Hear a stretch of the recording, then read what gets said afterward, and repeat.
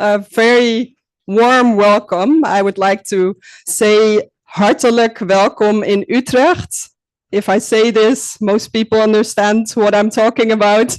So you learn Dutch very quickly, but a heartfelt welcome. We are so happy to see this crowd. And some of us actually go way back. I was looking at the history of LANDac 15 years back from 2010 when it started. And as you may know, LANDac, of course, the Land Academy, I don't have to say, yellow one. There's some sound stuff going on. I heard some voice somewhere. Ah.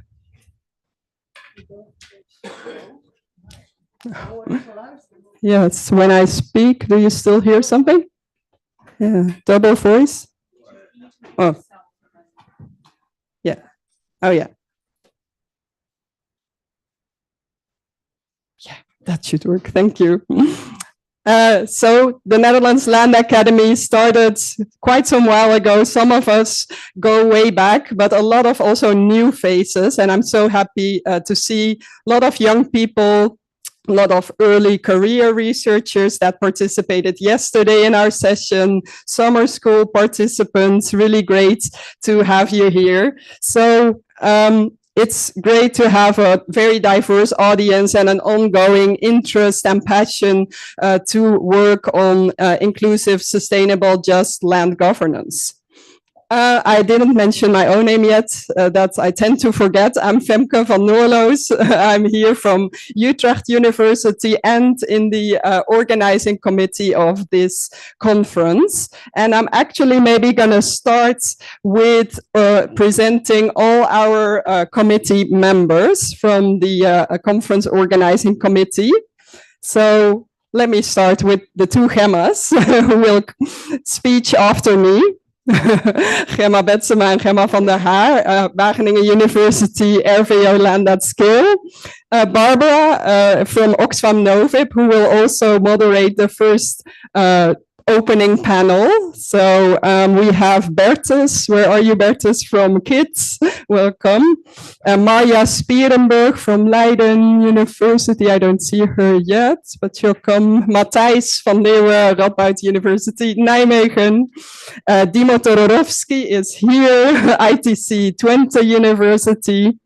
Of course, I can't forget Kei Otsuki, my colleague, who is here from Utrecht University too. And definitely I can't forget the great Wietske and Brent, who, yes. There's Brent, yes. Yay. So as an organizing committee, we came together, I don't even remember when, earlier last year, to discuss in this world full of high challenges, to say it lightly, big, harsh challenges, also big transformations, changes going on. But also, of course, hopeful events, hopeful ideas. We thought, how can we think together about the future of land rights, land governance?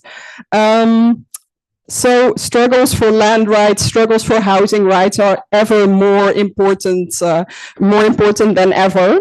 And at the same time, we also had the ending of the Land at Scale knowledge program. And there we want to also learn lessons from all these great projects that they have done, all these collaborations that have happened in that program.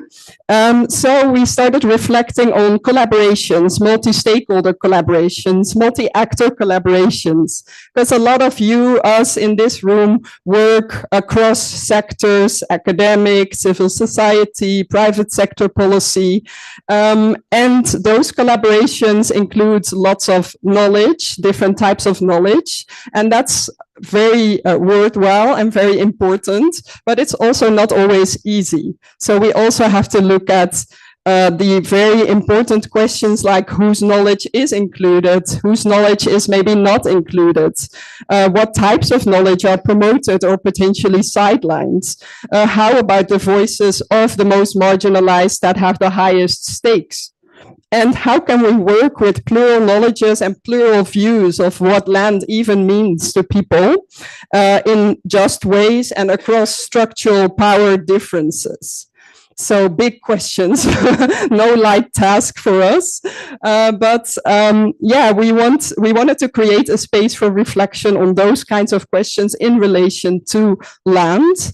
And then to provide ways forward for land governance, for land policy, in this quite difficult, future that we're facing. So it's no easy task for all of you, but we received so many great panel proposals, abstracts from all of you. We have very inspiring keynote speakers also in the room, and we have lots of experience in the room, lots of diversity, good vibes, I would say, as far as I've sensed it so far, and fresh ideas, also young people. So yeah, I have really high hopes and trust in you to solve all these very complex issues that I just put on the table. And with this, I'd like to give the floor to Gemma Betsema, but not before wishing you a really inspiring conference. Thank you very much. Thanks, Femke. And good morning to everyone. And it is a real pleasure to welcome you all here on behalf of RVO and the Land at Scale program. And I would say it's extra special because exactly 10 years ago, 2015, I think we organized the first conference with this name, with this title, Annual LANDac Conference. So it's the 10th year. And as some of you may know, I was quite closely involved in the beginning. So a special welcome. So the vision then, and it still is now, and it also came back in the words of Femke, is really to provide a platform, a space for linking different voices, different ideas between indeed academics, policymakers, practitioners, but also between different fields of land governance. So land administration, legal aspects, governance aspects, so all of the different parts of land governance. A space to, exchange good approaches, but also have room for questioning maybe underlying assumptions or unintended consequences of the approaches that are being pursued. And this is also a main reason, I would say, for Land at Scale in the beginning to partner with LANDac and the others around this conference, and of course the summer school that is linked to this conference. So maybe some of you don't know, Land at Scale is the Netherlands Land Governance Support Program. Since 2019, we're active in 12 countries at the moment. And in those countries, we support integrated projects and programs that focus on different aspects of land governance, with a specific focus also on scaling land governance and looking at the more structural issues and trying to see how we can contribute to some of those challenges. And Land at Scale from the very beginning has put a lot of emphasis on knowledge management. In support of adaptive programming, that's a very important aspect. And also just to overall strengthen the projects and the programs under Land at Scale. And we've really also tried from the beginning to create sort of a safe space for exchange and learning amongst the different partners and the wider circle of people around. And within that, the annual LANDac conference provides an excellent space and plays an important role. And also this year, several of our partners are here, so I'm not sure if they want to raise their hand briefly, but we have Land at Scale partners sitting in the room. Don't be shy. Yeah, so I hope that throughout the coming 2 days, you'll hear about the Land at Scale program, about some of the lessons we've learned, but also, our partners are here to engage in discussions and to get inspired, of course. So we hope that the coming days will be an excellent exchange of ideas in support of the Land at Scale program, but also in support of everyone's work, of everyone who's currently here. And because I think despite progress that we're seeing and good examples that we're now also working on with Land at Scale, the challenges remain immense, as Femke also mentioned, and new developments, global developments are also increasing the challenges around land governance. So I think there's a very big need still, and I hope indeed that the coming days are going to be inspirational and have a great conference.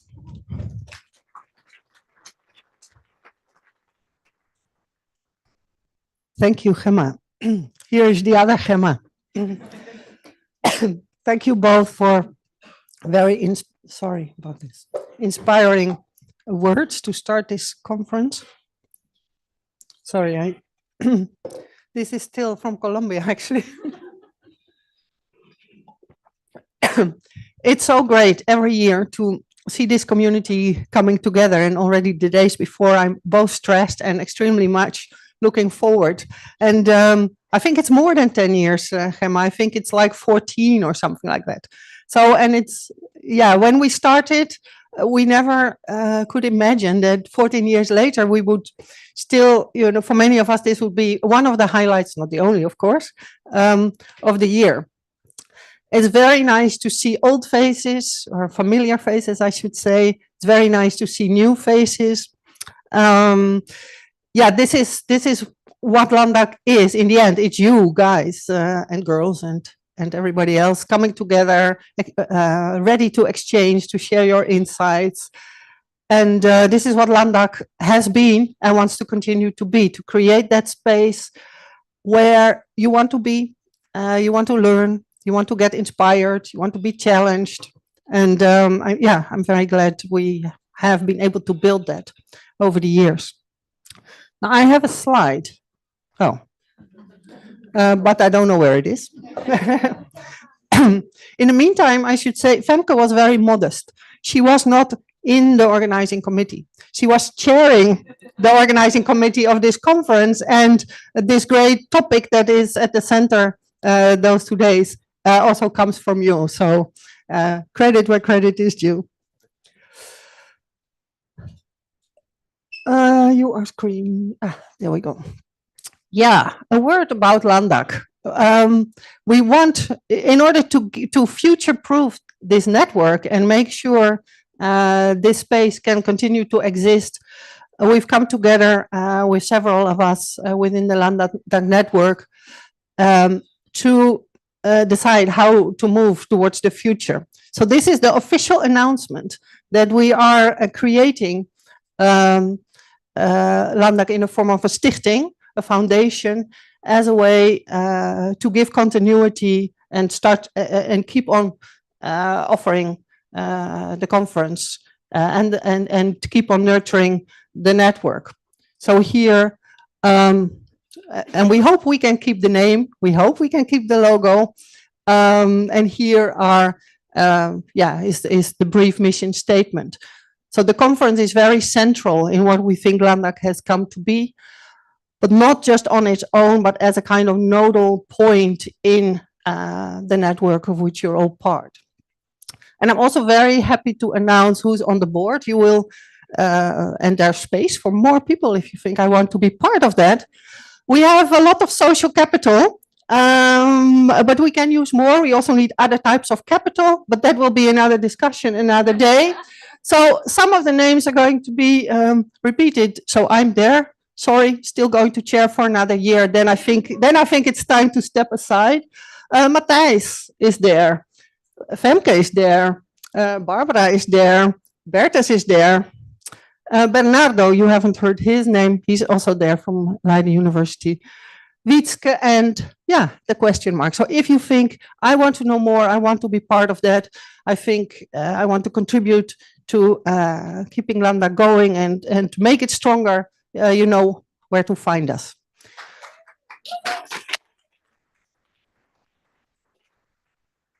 Also on behalf of LANDac, I wish you a great conference. And I'm handing over to Wietske, who will talk us through the program, sort your logistical questions that you might still have. Okay, thanks, Gemma, Femke, and everybody. Welcome. It's great to see you all after having been in contact with most of you, some more intensely, some less intensely. But it's great to see all of you here. So for me, the few boring things relating to the logistics. First of all, you've all got these beautiful key codes, and I've seen many happy faces. Just a short note on those. These are made by an NGO called Stichting Revive. They use basically leftover material, and they employ women with a migration background to make these beautiful products. They're intended for multiple use. So at the end of the conference, either today, tomorrow, if you want to have a different color tomorrow, hand it back at the end of the day. Tomorrow you can choose a new one that fits the outfit that you wear tomorrow. But if you do want to take them home, that's okay. We do ask to pay kindly for them because we have to pay, of course, the Atelier Revive. So for €4 cash, you can take them home, and we will make sure that it's settled on the other side. So that is with regards to the key code. Then the program, we have a very full day ahead of us. My kind request is please stick to the times. And I will do so too, because I know we're already starting to run behind. So we start with plenaries this morning. We will have lunch at a restaurant which is 100 meters away from here. It's called Carmel Market. It's just on the other side, on the other side of the square. The volunteers will help you get there. Please be careful. You do have to cross one road with lots of bicycles. So keep your eyes open. We have lunch there. It's a sit-down lunch, but it's a fixed menu, so there's no choices. If you do have any dietary requirements, please let me know or approach one of the volunteers so we can try and accommodate that last minute.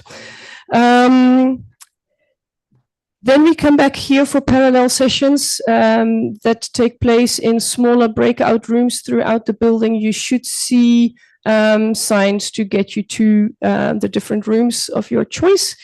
There will be a volunteer in each of those rooms specifically to help with technicalities, etc. And then there will be also coffee and tea in these breakout rooms. Yeah, so don't go and find coffee or tea somewhere in the hall. It will be in these breakout rooms. We end the day after 2 rounds of breakout sessions. We end the day here in this room with a special movie that's been made by the ILC, the International Land Coalition, and this is to pay specific attention to the situation in Palestine. We're very happy to also have a few guests from Palestine who will also say a few words then, and so we're very grateful for that. So that will close off the day. After that, there are drinks and some snacks in a place called Slachtstraat Filmtheater, which is actually just behind this building. So we just walk out of the building, you go right, left, and left again into the first street, and there you'll find the theater. Once again, there will be volunteers to help you get there. And so that will be a nice opportunity for you to close off the day with some drinks and some networking opportunities. Tomorrow morning, we start with plenaries. So we want to ask you to go to the room where the session of your choice is taking place straight away. Once again, you will find coffee and tea in those rooms. So that's how we start off tomorrow morning. Once again, tomorrow we will have lunch again at the same restaurant, and we will come back at the end on Friday afternoon here with the closing plenary. But let's not get ahead of ourselves. Then one thing that I need to mention, and I've mentioned them a few times already, the volunteers, you can recognize them by their red shirts. We are incredibly grateful that they are here to help us out and make everything run smoothly. They have a number of roles, as you've already heard. One of the roles that they don't have is to take any complaints, questions, and whatever. If you have any concerns, if you are not happy with anything, please come see me, please come see Brent. We'll solve it for you. Yeah. um, and I think that's it. So I wish you a wonderful conference, and I hope everything will run smooth, and I look forward to it. Femke. Thank you, Witske. Really clear, I think. And don't get confused by my red shirt. But please do feel free to come to me for any questions. So without further ado, because we are already running a little bit late, I'm going to give the floor to Barbara Colispoti from Oxfam Novib Land Lead. And she is the great moderator of our first keynote opening panel, and she will also introduce our three amazing keynote speakers. So thank you so much, Barbara. Yeah, they're hiding here, but you will see them soon. Good morning, everyone. I think it's really a pleasure for me. It's like feeling at home. It's been, I think, 8 years that I've been with LANDac. And yeah, we were talking about before, getting older and having a different way of looking at knowledge and being more into the listening side rather than wanting to talk a lot. So I will try to reduce the time I'm going to speak, but because we have to listen from them. Plurality of knowledge, when I heard this title, I very much like it immediately. It mirrored something else. It mirrored the art of conversation, because there's no plurality of knowledge if there is no conversation, or as we like to call it in development, dialogue. And dialogue. So I think this is something that we have asked our panelists, and I would like to compliment for the organizing committee who invited them, because they really gathered a phenomenal group of people here. So the questions that they have been asked to respond are about the knowledge in their work, but also the contrasting knowledge in their work. What do they think is really a battlefield of knowledge that we are dealing with, particularly on land, where the concept of multi-stakeholder platforms, a dialogue among different actors is very much important. So they will reflect on that. I also would like to say that these people here, I don't like to label people with the organization they work for. I think they're thinkers, they're doers, they're leaders, but they're also people behind all this. And they're people that care for what they do in their position. And we all are. So sometimes there's also in the land debate a lot of labeling of people from where we come from, but I think we are all our people. And LANDac so far in the conference has always given this space for people, including for a person like me coming from an NGO, an international NGO. So we have our own manifesto, our own standardized way of saying things, but it always gave the space also to be as a person here and also to challenge our own beliefs. So we are going to have 3 pitches from the speakers, and then we are going to have question and answers from the audience and a final debate on controversial topics, I hope, because this is what we want to bring. So let me start by inviting here Esther Moura Muiro, and I'm very happy that Esther is here. I know her from a long time. She's been a very inspiring person for me. Esther is currently the Global Advocacy Director at LANDesa for the Stand for Her Land campaign. And she worked also at the International Land Coalition as the Global Women Land Rights Manager. But I also met her, and I think many of you know her, because she's the founder of Roots Kenya, which is a grassroots organization operating together in sisterhood, a grassroots women movement of more than 3,000 organized groups from rural and urban communities living in poverty across Kenya. Over the years, Esther has demonstrated deep expertise in development and management of initiatives that influence good governance and delivery of public service in sectors like health, housing, land, water, climate change, and agriculture. So it's not just land. And yeah, she believes in transformative development. So Esther, the floor is yours. You can give us your usual inspiration. Thank you.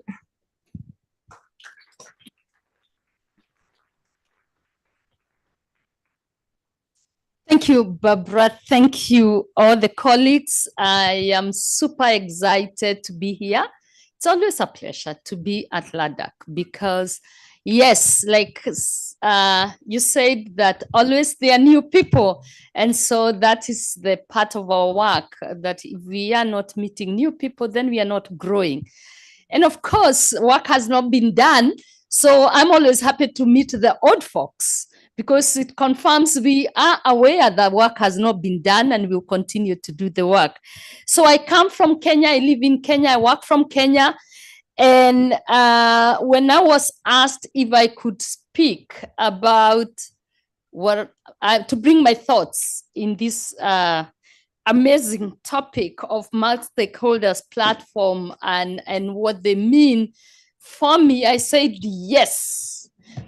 And this is because I don't know, like many of you, how many platforms have you been part of in your own countries? Please, let's say, who have been in large governance for the last 10 years? How many platforms have you been part of? How many people have been part of 5+ platforms to address large governance? Please don't be shy. It's okay. It's okay. Thank you. How many people have been in 3 to 5? Thank you.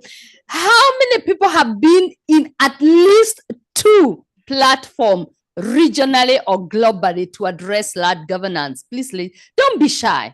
It's what we've done it. Thank you. As you can see, this is what we do, and we've done really well.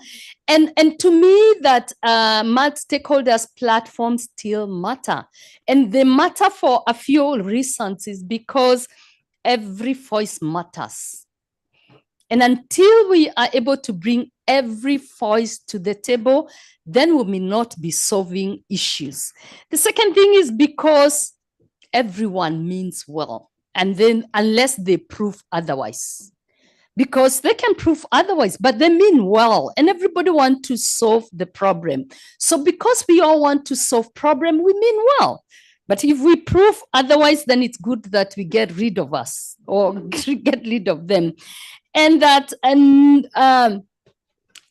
it's always easy to change those who do not believe in our cause if we are working as a collective. But if you are alone trying to change other people, it doesn't work. So that, for me, it's why multi-stakeholders platform really matter. And of course, none of us has it all. So, and that's why lots of proverbs in Africa, they say, and everywhere in the world, that if you want to go far, you have to go with other people. But if you want to go quickly and not deep dive, then you can go alone and you can run. But if you want to go together, and that's why for me, the multi-stakeholders platform matters. But let me come to you and ask, who have been part of a platform, multi-stakeholders platform at the regional or global level to address securing women's land rights? How many have been in 5 platforms to address securing women's land rights? Let's see. Yeah, I see one person I have been part of. The thing is that we all globally have agreed that the voices that matters and have been left behind are for women and girls. True or false? True or false? Let's see. True or false? But we don't have stakeholders platform that address women's land rights. And this is where the Stand for Halal campaign matters for me, because what we are doing, we are not doing anything new. We are saying at different times we've worked in our countries to integrate the voice and the agency of women, particularly who we call the grassroots women, women living in poverty, to be part of their own agency, but be part of the solutions. But what has happened is that in my own experience, when I started doing this work and after I left university, luckily I was employed by the Dutch government in my country. So that was my first job for 9 years. I was working for the Dutch embassy, but at the Ministry of Local Government.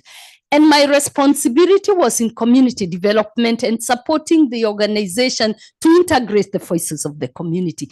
And when I walked there, because we were building these collectives, I realized the collectives were already existing. And these collectives actually were not monolithic.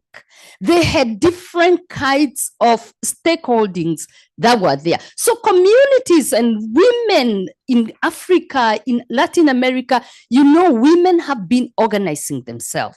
But what has happened in more recent times, as we professionalize multi-stakeholders platform, is that these voices are lost.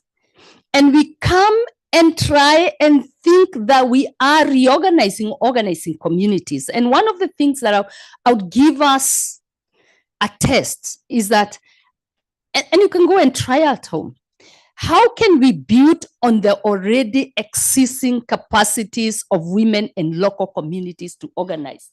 Because the minute we start over professionalizing the knowledge, the multi-stakeholders platform, we lose these voices and we occupy the spaces.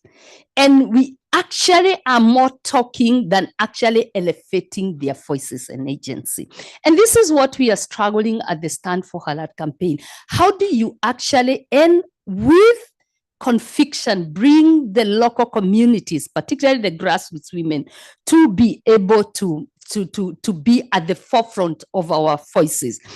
But it calls for us to change the way we see power, the way we use power, the way we acknowledge that there is power, and really making sure that we understand that we have to give a lot of the power that needs to drive the system, because we are talking about a system change into the hearts of the local communities and the grassroots women. But that doesn't mean we will lose our power, because that's also the other problem. We always assume that if we are giving local people the power to lead, the power to do things and guide us, that we are losing power. We actually accumulate more power, because there is no vacuum, that we do what we can do best, but allow the local people to lead. The other thing, the one thing that I have realized that from experience is a bit uncomfortable, is we assume that local people can organize using their free labor. We can be paid as professionals, but they cannot be paid. And so for me, one of the things that I've experienced too often is really adding unpaid care to the local women, to the local population, as we want them to engage with us, because we are giving them voice and agency. And one of the things that I have become very cognizant about is what it takes for local people, for women to be part of these multi-stakeholders and participate effectively. We need to resource this work. I work for this global movement of women lad rights called the Stand for Halal campaign. And one of the biggest problems we have is to tell the donors that it matters, it makes sense for you to put resources in this movement. We've been in existence since 2017. But it's hard to raise resources because people don't understand why things like LANDac need to be supported with resources, because it's just convening. It's just about talking, but people don't understand the value for it. And this is something that people in power must start to think about. The other thing that I also would like to talk about is, because I can see my time is up. I'm almost, it's when we talk about multi-stakeholders platform, my experience is that donors will fund us for 1 year, or we will convene for 1 year, for 2 years. And once it's gone, the money is gone, then the platform collapses and it is a list in the work. But you know, if we are talking about changing the system to be able to improve land governance, if we are trying to change those people who are against us, it takes time. It takes a lot of time. It is not something that you do 1, 2, 3 years. You have to visualize long-term engagement, long-term work. And therefore, from the onset, we have to think, how is sustainability, what sustainability looks like. And until I was in the global, in the World Bank conference last May, and the indigenous people told us in that conference that if you want to think about system change, you must think beyond 7 generations. That's the only time you make impact. But if you're not thinking beyond your own generation, and 4 years is not about your generation, generations takes long. So you have to keep thinking about generations. I remember in my country when we were writing the land policy, which I was part of. I'm very proud about the land policy in Kenya. We did so much work for 20 years, and we got one of the best national land policy in the world. Beautiful. Go look at the national land policy in Kenya. And I do know there are many other countries that have beautiful land policies. But what happened is that we worked looking at the long term. And when we were to actually get ourselves write a new constitution, we were able to write an entire chapter on land governance in our constitution, in our current constitution. What does that mean? Is that we had a vision for a long-term work.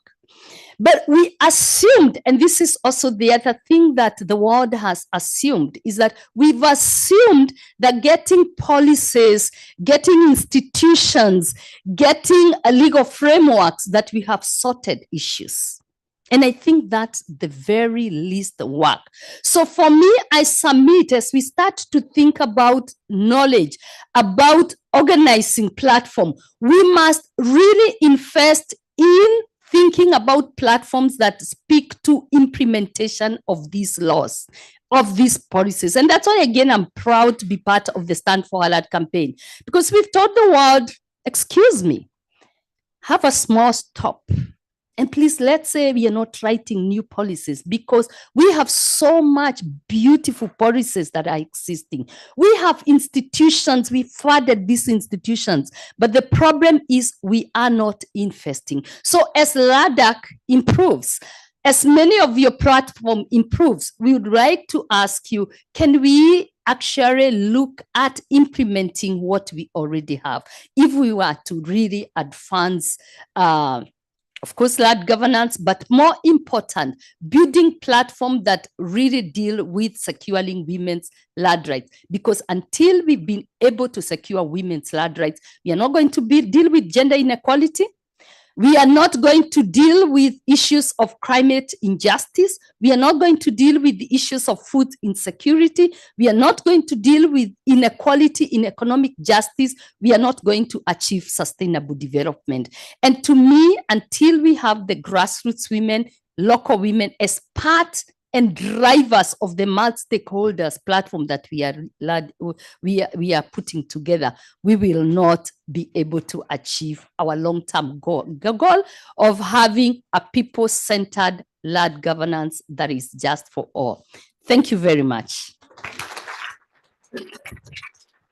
Thank you, Esther. And you were on time, and it's always a big pleasure to listen you talking. Actually, I had a question for you, but I see that we have to move forward. So it is now my pleasure to invite to the stage Mr. Raymond Cardinal. Ray Cardinal grew up in Alberta, Canada, primarily at Sucker Creek First Nation, so is a representative of an Indigenous people. Is one of 6 children. Is the son of the late Harold Cardinal and Maisie Cardinal. And Ray earned his undergraduate degree at the University of Saskatchewan, am I pronouncing correctly? And his Master of Arts at the University of Arizona. It's very interesting to have Raymond here. I'm meeting him for the first time today, and I was asking actually, what is his background? And there's a kind of, if I may, am allowed to say that, kind of different type of Indigenous representative that we often have in conference, because he has a leadership roles in several organizations, including the Indigenous Advisory and Monitoring Committee for let me say this right, for the impacted communities, the 129 potential impacted communities along the Trans Mountain Expansion Pipeline Corridor. But he's also a member of the Association of Impact Assessment. So is somebody conducting impact assessment as in the Western and Northern Canada for, I think, infrastructural business things. So I think he has a very interesting profile because he's an Indigenous person and proud for that. But he also works in this field of, as a practitioner, into this field of impact assessment for business. So I'm very happy and very curious to hear from him. And I hope it's the same for you. Raymond, the floor is yours.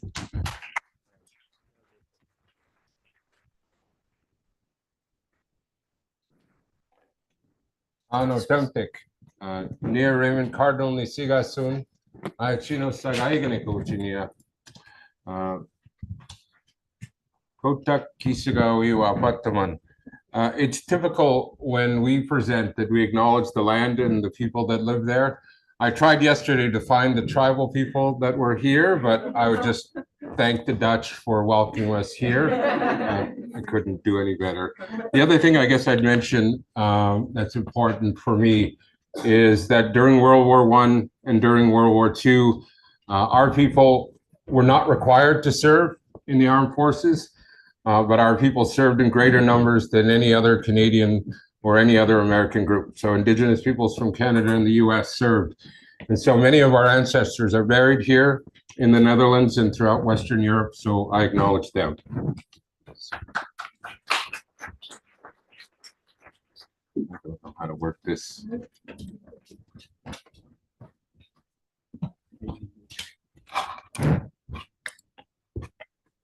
All right, there's a brief blurb about the Indigenous Advisory and Monitoring Committee. I won't take too much time. You can read some information on the slide. Back in 2017, the Government of Canada tried a new process. And they called it a pilot program to look at land governance, to look at development in a different way. And so they brought together 129 Indigenous communities all along a pipeline corridor and brought us together to talk about governance, to talk about Indigenous impacts and Indigenous interests. I've had the pleasure for the last 8 years to represent Alberta First Nations. For the last 3 years, I've been the Indigenous co-chair of the committee. And so you can see the pipeline route is several thousand kilometers long. And I'm not sure what button I need to push. Sorry, guys. So this is part of the work that we've been looking at, because when we're talking about governance and land governance, typically in the Indigenous context, it's only focusing on the powers and the roles of the state. In our space, we're now looking at issues in relation to how development can impact or harm First Nations or Indigenous peoples. In Canada today, and I think all around the world, there's been a lot of talk around the need to fast track. I know Kay has talked about, the land rush that's going on. And these are issues where we're seeing this in real time, where the interest of national governments around the world is to push ahead, to streamline, to deregulate, to impact the lands and waters of our peoples. And so our focus as an IAMC, as an advisory committee, is really been around what is our right and what is our role, and what place do we have to speak on behalf of the lands that we were given by the Creator. I'll just ask next slide. That's easiest. Next slide. So this is something in terms of the work that we do. This is not an informal. Is it better? Yes. All right.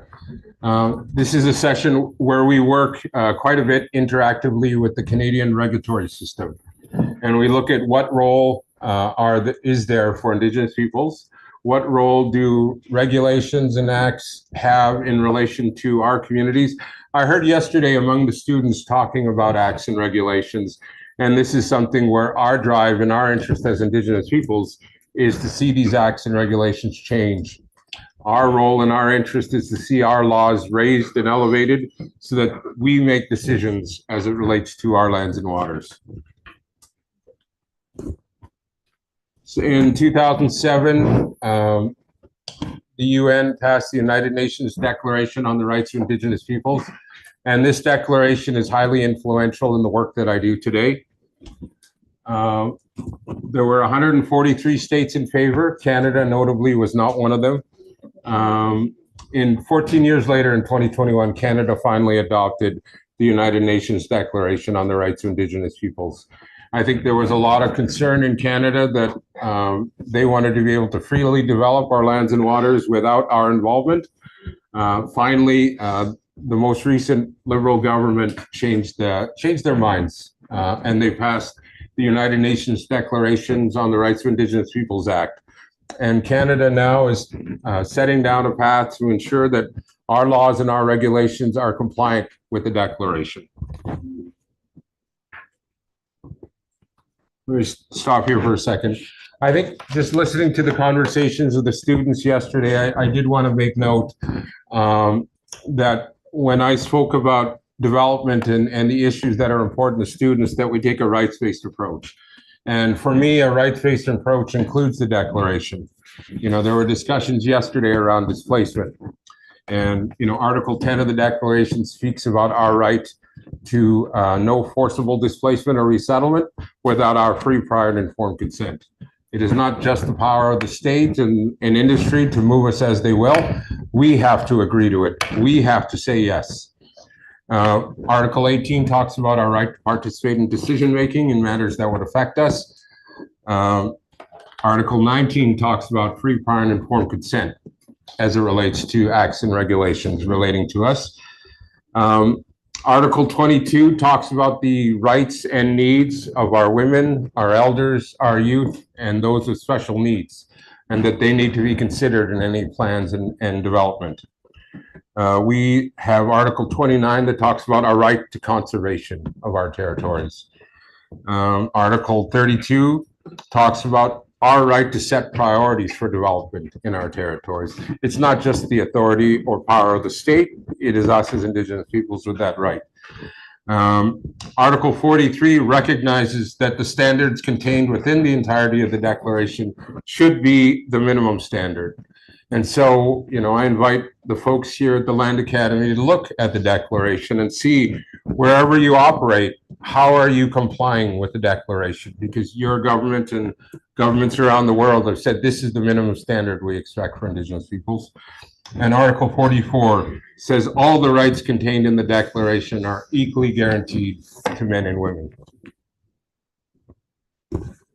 This is something that we talked about a bit about yesterday, so I wanted to make sure that we included it for the students here. This is related to the work of John Gaventa, an American scholar who writes on power dynamics. And for many of us as Indigenous peoples, the decision-making in relation to our lands and to our waters are closed to us. We are not involved. We are not included in those discussions. In more recent times, and I heard yesterday, discussions around consultation and engagement of Indigenous peoples in Chile, that's an example to us of invited spaces where we're asked to come in and speak to our issues and our concerns. It doesn't mean they'll listen, but we're welcome to speak. And the top space is the space that drives us at the IAMC and drives many of our communities in Canada and around the world. You know, where is our right as Indigenous peoples to exercise decision-making authority over matters that affect us?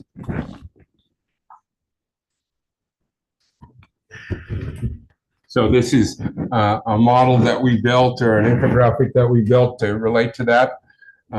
We think that it's important. In many cases, there's no notification when things happen in relation to us.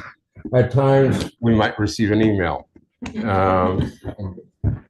At a higher level, we start talking about consultation, but a lot of times all the power and all the authority is exclusively vested in the Crown, exclusively invested in the industry, and no decision-making by us. The next level up is the level that gets me excited. This is the space that I work in. We're involved in collaboration. We work with Canada, We work with the provinces, we work with Indigenous communities to try and create something that's better on behalf of our communities. In parts of Canada, you'll see Indigenous oversight. So if you look at a map of Canada, the Arctic is governed by Indigenous peoples primarily, and they make decisions according to their interests and their values. These are things that we ask people to look at and to consider, because I think this is the direction. If you were to follow Indigenous dialogues around COP, the various COPs that occurred, one of the challenges you see is that all of these refer to participation in decision-making, some much more than others. And what you'll find is that typically national governments will be on the bottom end of the scale, whereas Indigenous reps will start at collaboration and move upwards. And so I think it's really identifying what space do we operate and what role do we have as Indigenous peoples in governing our lands and waters. I also wanted to share this. This is something that Kay led all by herself. Thank you. No, I'm just teasing Kay. So this is something that I was a part of last year in Dublin. We did a Dublin Declaration on fair and equitable land access. It starts by recognizing that impacted or affected peoples have rights and that they need to be involved in decision-making around development. We require a fair procedure. I heard yesterday quite a bit discussions about, well, land users will get compensated and then they can go live somewhere else. Well, that in my mind is not fair procedure. How do you recognize something that would provide equity, and not just equity for those that are here now? It's something where the last speaker mentioned, our peoples have a custom, have a tradition of looking 7 generations ahead. And all of our decisions that we make today have to benefit those 7 generations from now. You know, in the Western context, I know here in Europe, they've talked a bit about in the climate change space, the tragedy of the horizon. Well, that's what we've been talking about for thousands of years, not just what happens in the next quarter and the next election cycle, but what happens to your great-great-great-grandchildren. And what decisions do we make now will be fair for them. Fair distribution, I think, is also important. You know, this is something where if you want to look at the literature on this from Canada, I think on average, for every, just to throw out a statistic, for every 100 jobs that are promised by mining, typically 14 jobs get created. And very few of those jobs go to Indigenous peoples, you know, and so this is a question where we receive all the impact, we receive all the harm from development, and usually, typically, we receive none of the benefit. Planning and resources, as the last speaker mentioned, this is something that's important to us. How do we get involved in projects? How do we fund our involvement? We should not be asking our elders, our knowledge keepers, our leadership to be involved and participate. Typically, governments and projects always could use more money, but typically they're much exponentially better resourced than we as Indigenous peoples are. So how do you create a space where we are provided adequate support? Because I think the notion of adequacy is left. I heard a government representative talking yesterday, Greg, about this, and they're saying, okay, there's compensation. And the question I had yesterday, and the question for all of you is it fair? Is it adequate? Does it meet the needs of the people? And then the last 2 are about something that we've been mentioning for a while, power and context. These are our lands, these are our waters given to us by the Creator. Why shouldn't we have decision-making authority by it? Why should a state set up by a colonial government 167 years ago have all the power and all the decision-making? We have a right to make decisions about our lands and our waters. And the last one is right around remedy and accountability. And I did want to make a special note of this, because I think for myself as a First Nations person, this has been one of the challenges. You know, you'll hear in international dialogues that, you know, well, there could be compensation. But if you were to harm or destroy one of our sacred sites, how do you compensate that? How do you put a dollar figure on that? How do you replace our sacred site? How do you replace the harm you've done to our archaeological or ancestral sites? How do you protect what's most important to us? And we don't put a dollar figure on it. Our goal is really to protect what's there because it's irreplaceable. The harm once suffered can't be undone. And we don't want, at least speaking for most of us, we don't want to check. We want to see what's important to us be protected. And so how do we create the space so that these projects respect our rights and our interest and our ability to say no? So these are also just related principles to the Dublin Declaration. You can read them. I won't sit and read them. It's a little more detail. I think for myself, one of the things I also wanted to do today, in terms of thinking about this, I was asked about, the inclusion of Indigenous knowledge, and is that a satisfactory or adequate answer? And it can be. There's a lot of value in the teachings of our ancestors, the teachings of our people. I find it tremendously challenging, though, when we look at this issue, because I've been to hearings where I've watched elders get up and talk about sacred places that are important to our people. In the last hearing I went to, I listened to an elder speak for an hour and a half about all the reasons why the site needed to be avoided, the site needed to be protected because of its, it was actually mentioned in their creation story. It was a place that was very integral to who they are as Secwepemc people. And the government sat and listened for an hour and a half and had no questions. Thank you for your involvement. And then following the elders' presentation, the next day, they decided to bulldoze the sacred site. So, so when we talk about the inclusion of Indigenous knowledge, I guess the question is, to whom are you sharing this knowledge, and to what value do they have, or do they see in what we're bringing forward? Because when I've told that story to Indigenous peoples around the world, every Indigenous group without exception said, well, if the elder said it's important, it's important. And if the elder said it's sacred, then we all need to respect that, and we need to avoid harming the site.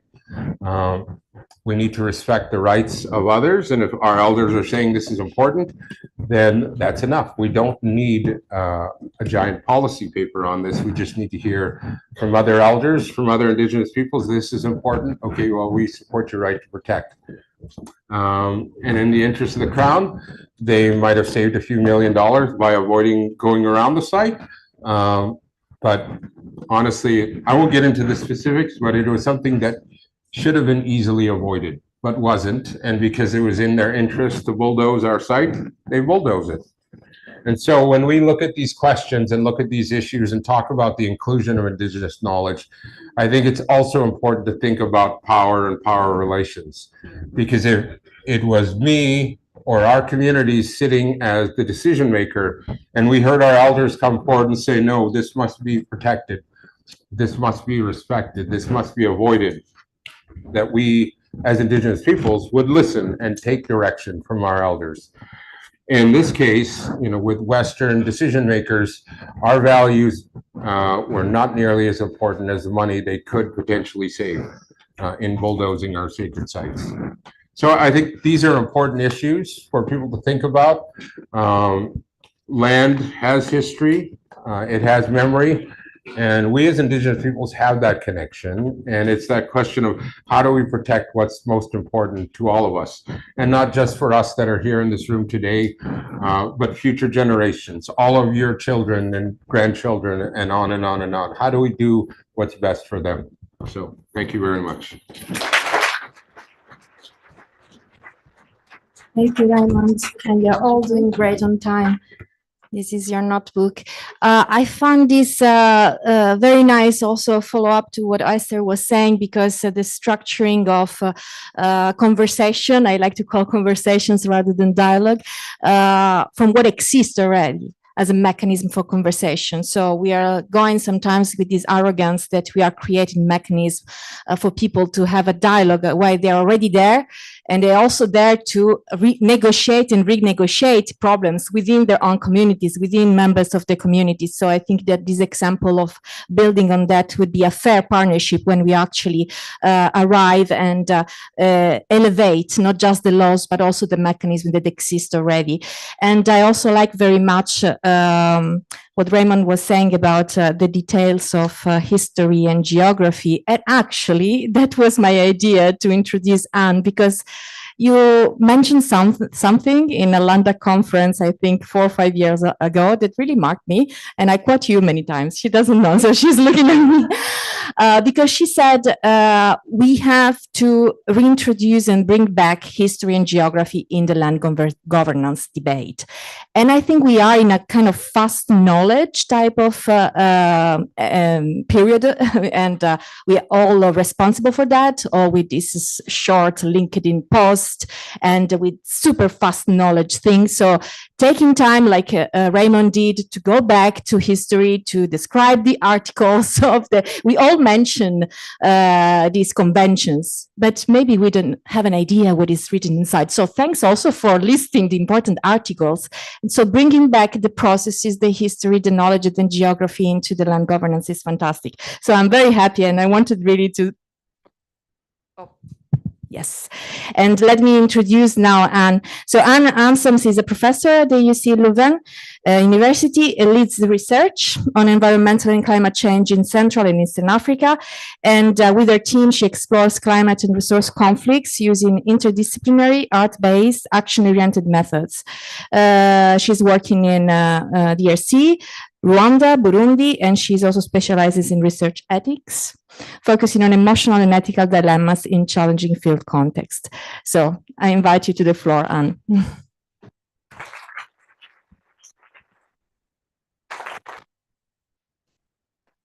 And this,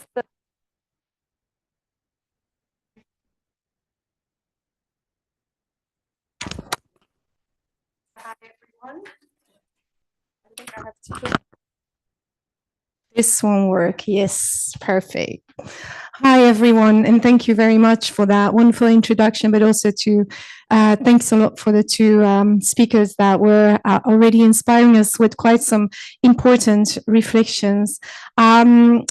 I work as a scholar for about, 25 years, but I've had the huge honor and privilege to work together with a great team of African-based scholars, and I will come back to their huge role in the work we do. But indeed, we work on rural transformations in the African Great Lakes region, and as you can imagine, today, the situation of our team is not easy with the war that is ongoing. There's many wars ongoing at this point worldwide. There's wars that we talk about more frequently, although it doesn't necessarily lead to a lot of breakthroughs and actions that would actually help people on the ground.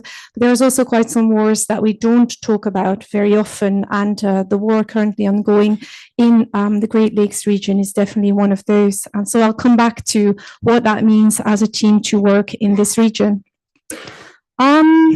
Quickly trying to make the slide move. Yes, so what I'll talk about today is 4 small points, or it might be 4 big points, we'll see. First of all, I'm going to comment on this idea of knowledge generation as a battlefield and reflect on what that means.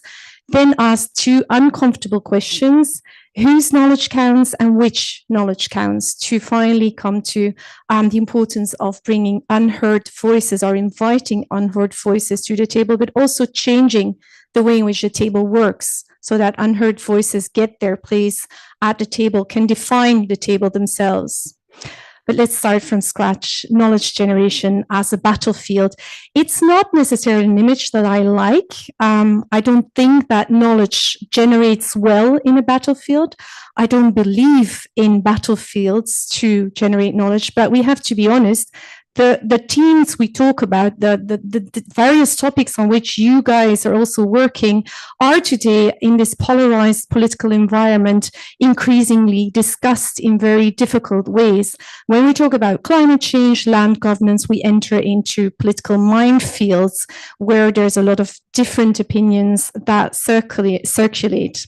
And just to give you an example, this is a quote from a US-based scholar whom I asked what the impact of the current political situation in the US is creating as an impact on her research field. And she told me, at this point, there is a lot of uncertainty. How much do we stand up? How much do we change our language? The funding agency has asked us to change our language. For example, we change justice or equity into fairness, but the implications will be much more fundamental, and we are afraid for funding cuts and for intimidation of researchers.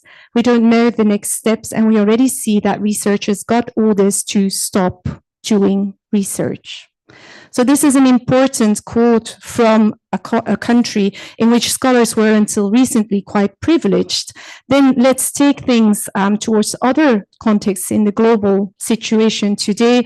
Even this morning, I was talking to one of my African colleagues who explained me how his project was basically just stopped because the philanthropic organization decided to stop and cut funding.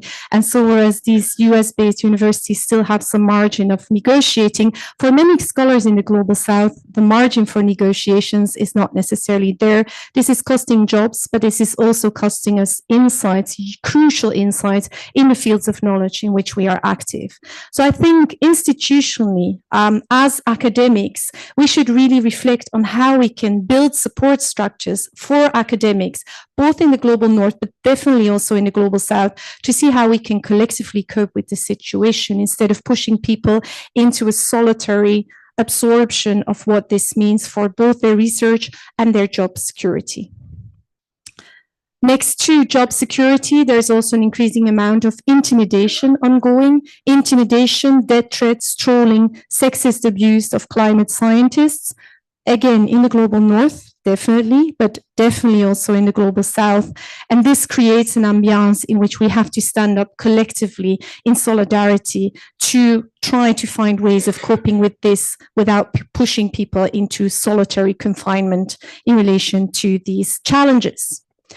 But then again, when we talk about knowledge generation, it's not a neutral field in which we are all active. We have to get into uncomfortable questions. I myself have to get into uncomfortable questions.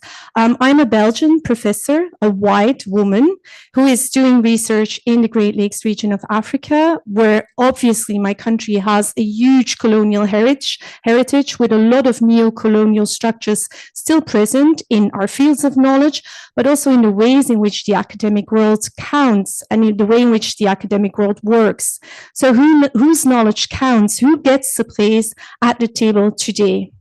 The way in which the academic world is structured today is very much oriented towards a logic of survival of the fittest, and the fittest being the one who is best in a very competitive game. The assumption that science thrives in a competitive environment is something that I fundamentally don't believe in. But unfortunately, a lot of the structures, a lot of the ways in which scientists get promoted is based on this assumption. And it is a very problematic assumption because it pushes us, each of us, in an academic rat race marked by individual publish or perish targets, performance targets that make science very poor. It pushes to a very homogeneous and very flat way of doing science. And this is exactly what I was talking about also a couple of years ago, the fast food science with individuals pushed to publish very quick results.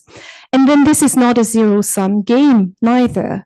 Privilege counts in these types of environments. The fact that I am a white woman has hugely privileged me in the educational system in Belgium. And so we have to be aware of what this means. We have to be aware of the places we take at the table and the places that are not taken by other people. because there's many uncomfortable questions to be asked. This cartoon has been drawn by Cash Tenro, who's a famous Congolese cartoonist, and it is actually the cover of a great initiative. I would definitely invite you to check it out. It's called the Bukavu series. It's online or free access, lots of blogs written by Congolese-based scholars on the ethical and security dynamics of their research, but also their place in North-South collaborations, or their lack of space in North-South collaborations. And they asked us many uncomfortable questions. For example, which scientists matter in the eyes of the international community? Who's on the publication, but not just the publication? Who is capable of deciding what the agendas are of the academic world? How do we interact with power relations in unconscious and conscious ways? What do we look at and what don't we look at? How do we interact with collaborators, with research assistants? Do we ask them what their opinions are, what their place is, what their ambitions are in this knowledge generation activity? And finally, how do we reflect on neo-colonial legacies in research collaborations? These are uncomfortable questions. If we really want to get into them, we have to be capable, and we have to be willing to engage with uncomfortable feelings, uncomfortable questions. This is not what I needed. So this brings us to not just who is around the table, but also what type of knowledge is the table producing today? Which kind of knowledge counts? And I'd like to quote here an amazing example. He was actually one of my first PhD colleagues, and today I call him my professor. His name is Emar Bisoka-Nyenyezi, and he's recently written a really interesting book, Afrocritique. It's in French. It requires a bit of hard work for those who are not very fluent in this language.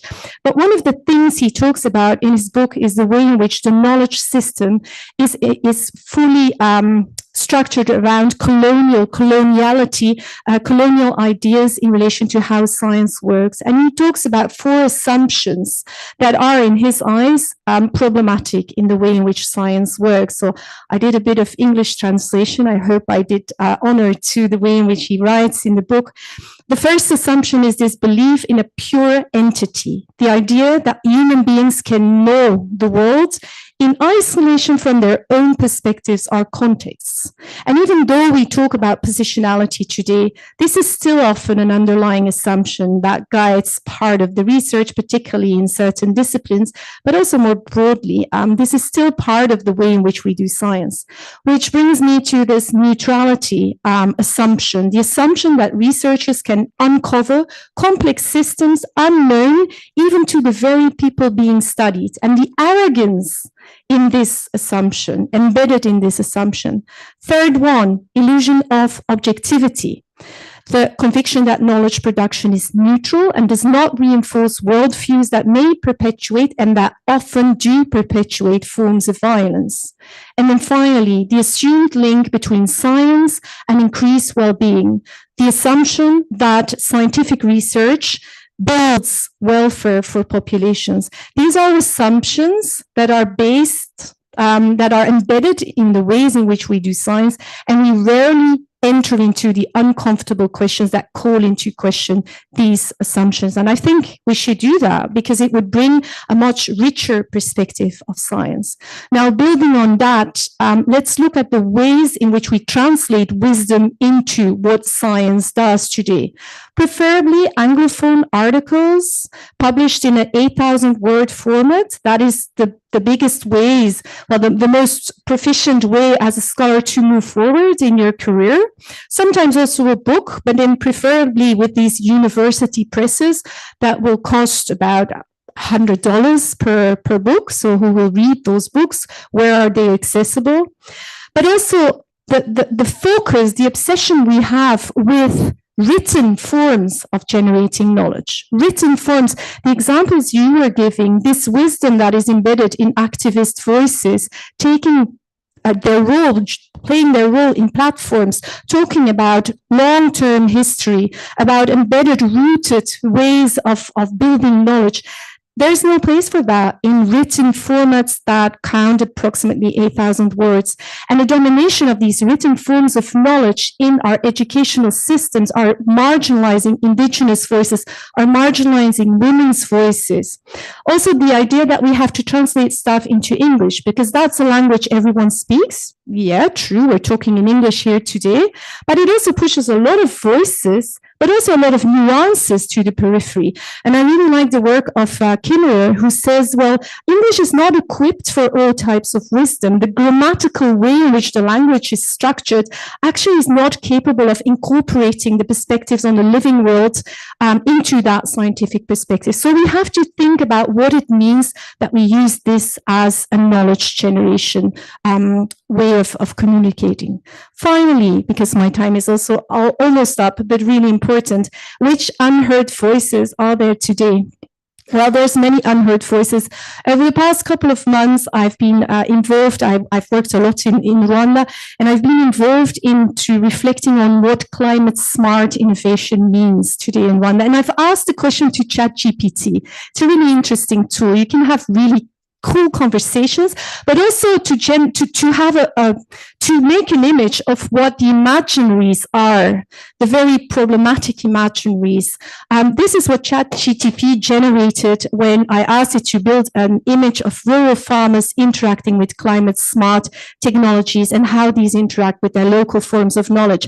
And the assumption, well, first of all, a representation of Africa that is very problematic and very filled with neo-colonial heritage, but then also this idea that climate smart will definitely pass through graphs and very complicated technical tools that then have to be passed on to these people who have to be educated in ways of doing climate smart innovation. It's a really interesting picture.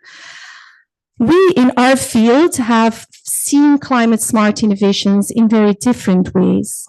These are two women, unfortunately, their voices are not connected, who are singing their wisdom in relation to what they're doing here is they're brewing sorghum beer. And that sounds like a very Asian practice, and actually it is. But at the same time, this practice has been prohibited in Rwanda for about 10 years. And now today, these women are again taking up this practice, seeing that sorghum has both a very interesting significance in climate smart ways of doing agriculture, but also a cultural root in a country that needs reconnection, social reconnection in connection with the land. And that is what these women were singing about. So let's go to the final slide. When we talk about the voices that are today around the table, these two women, well, they won't make it to the table. Their ways of doing knowledge will not make it to the table in many instances. But it's not just about the research participants with whom we work, it's also about the researchers with whom we work. I'm here today in Europe, I'm standing here in front of you, but my legitimacy as a scholar is entirely due to the people you see on this picture. These people are currently embedded in a really hard war in Central Africa, and they are being treated by the knowledge generation system in ways that I am ashamed of. My Congolese colleagues are not paid at this point because they are in the global south, and there's this assumption of sandwich scholarships that when they are there, they have to, what we call débrouillez-vous. In war conditions, they're not able to generate incomes, which means that they're doing free labor today. They're collecting data. They're still part of this enterprise, but they're not paid. When they want to get access to Europe, they have to go through horrible procedures to claim visa, to try to get into this fortress Europe, to be part of what we think is a very inclusive community. I think we should really ask ourselves, who makes it to conferences like LANDac? Who makes it to spaces in which we are building our careers, and who is pushed to the periphery? And how can we change that? Because we have a responsibility with all the privilege that is in our hand to make this table, to call into question the way in which this table is working today. So these colleagues are actually the ones that are the basis of what I've been talking about today, and they should receive the honor for that.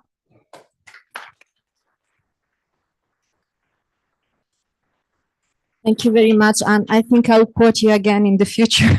That was really brilliant. So I think we are doing very well on time. This is your time now to ask questions. So it's a very safe space. So really, please ask your questions if they're. Yes. So they're very high, and so I hope nobody's going to fall.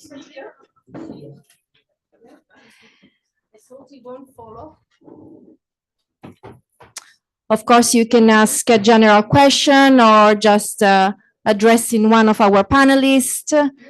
Please introduce yourself, and I'm going to gather a couple of questions to start with. Okay, we have one. Volunteers to pass the microphone around. Thank you very much.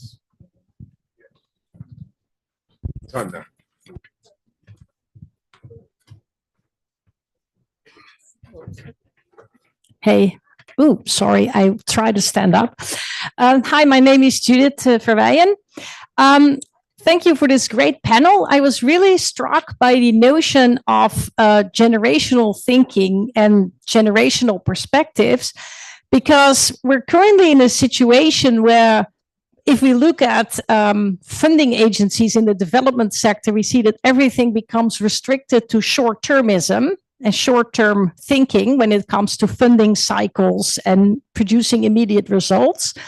But also we see in the political conjuncture more generally that long-term thinking has become incredibly difficult. This is why we cannot tackle climate change. It seems to be impossible somehow also with the rise of like populist governments to implement any type of policy or do any type of longer term thinking.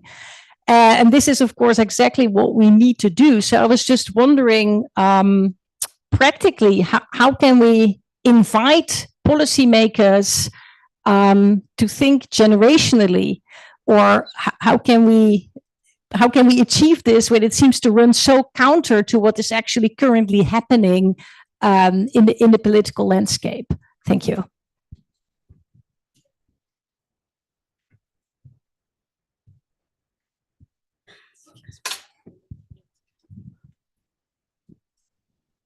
Hi, my name is Sarah Weschler. Thank you to all three of you. This was a really inspiring kind of set of panels. My question is to Ms. Maura Muiru. I found your talk really heartening, but I guess right now, partly because of the talk I'm giving, tomorrow I'm thinking about the fraught interface between customary and kind of formalized, more Lockean land tenure systems. And I work in northern Uganda, and it seems often like the claim that women's land rights aren't respected in traditional land tenure systems is a Trojan horse to sort of bring in, to undermine customary systems, to kind of make the case for, why we need to do more formalized land titling, more, to protect women. I wonder if that's something that you have encountered also in your work, and if there's a way of resolving that, and I guess of promoting and showing these kind of external actors that actually women's land rights are provided for within customary systems and need to be protected in those systems, rather than by undermining those systems with supposedly more enlightened protections. Or not, maybe. No, that's good. And then,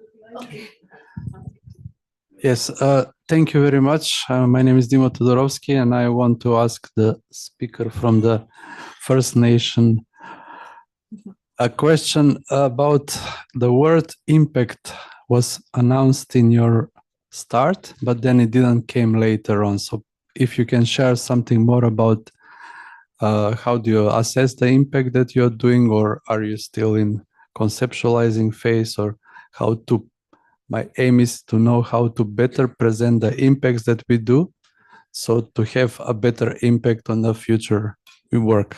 Thank you. Hello, I'm Anusha Mehta, and I'm a PhD. And I think my question's a bit more directed towards you, but I would be happy to hear from the other speakers as well. As you were saying, in scientific work, we often focus on the written word, very often in English, with certain language, very jargon that we use. And while during my PhD, I've been trying to figure out how to bring in other ways of knowing, of learning, of valuing, relating, but also communicating these things. And I've been very often told that, okay, you need to publish 4 articles during your 4 years during the PhD.